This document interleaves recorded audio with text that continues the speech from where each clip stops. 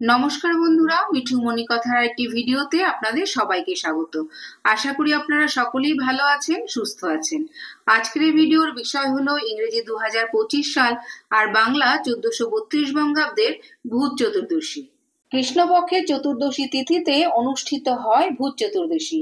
পশ্চিম ও দক্ষিণ ভারতে এটি নরক চতুর্দশী নামেও পরিচিত।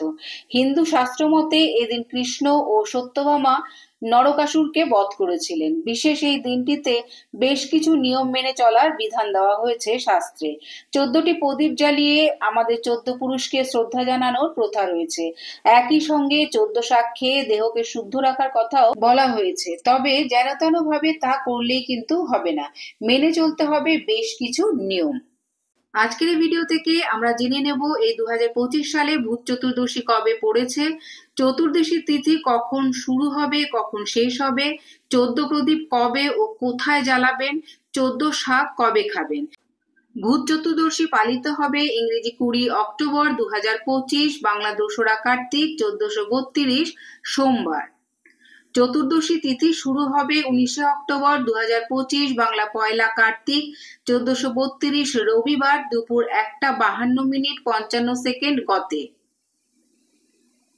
ভূত চতুর্দশীর দিন 14 প্রদীপ জ্বালানোর শুভ সময় হলো 19 অক্টোবর 2025, বাংলা 1 কার্তিক 1432 রবিবার প্রদোষে সন্ধ্যা 5টা 5 মিনিট 14 সেকেন্ড গতে, রাত 6টা 41 মিনিট 14 সেকেন্ড মধ্যে। ভূত চতুর্দশী শেষ হবে 20 অক্টোবর 2025, বাংলা 2রা কার্তিক 1432 সোমবার দুপুর 2:56 মিনিট 11 সেকেন্ডে। এবারে জেনে নেব এই 14 প্রদীপ কোথায় কোথায় জ্বালাবেন।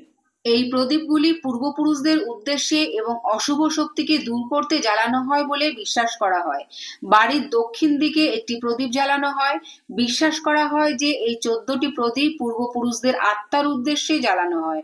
রান্নাঘরের উনুনে একটি প্রদীপ দিতে হয় যদি উনুন থাকে। শোবার ঘরের দরজায় একটি প্রদীপ জ্বালানো হয়। রান্নাঘরের প্রবেশদ্বারে এবং জানালায় একটি করে প্রদীপ জ্বালানো হয়।